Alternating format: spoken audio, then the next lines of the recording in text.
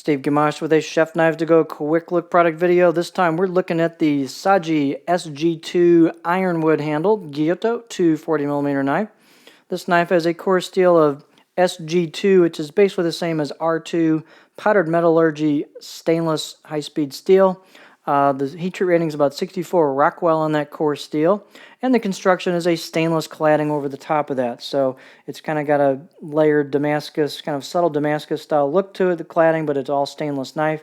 There you can see the core steel showing at the edge.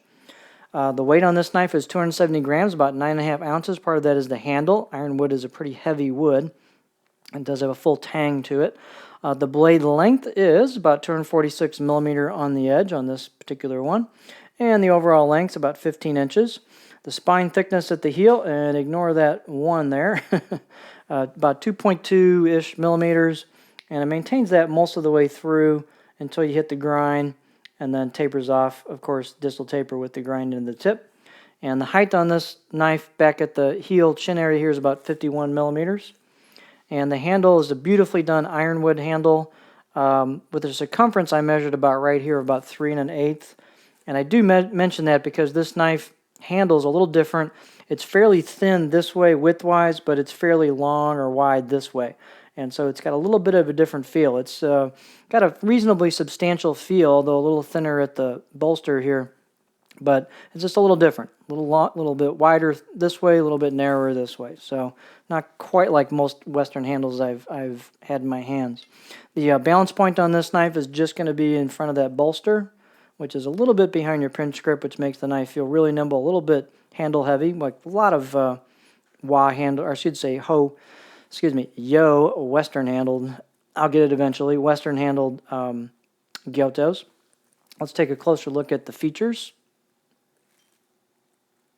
So here's the spine, and you can see it maintains that thickness pretty well all the way through and tapers down with the actual grind of the blade. Here's a look at the construction style and the cladding, and you get some really nice hand chiseled kanji on it.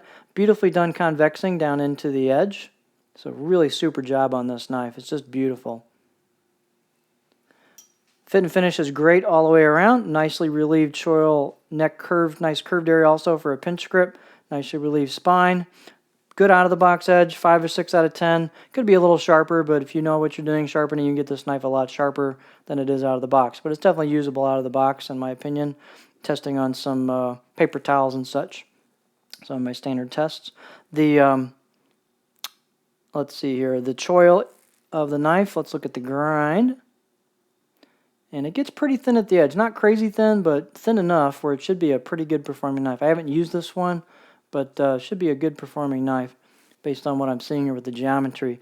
The overall profile of the blade actually is fairly flat at the heel, so it's got a fair amount of taper towards the front belly, but it's got a pretty darn good flat spot on it. Let's put it on our board here and take a look at what it's going to look like on a cutting board.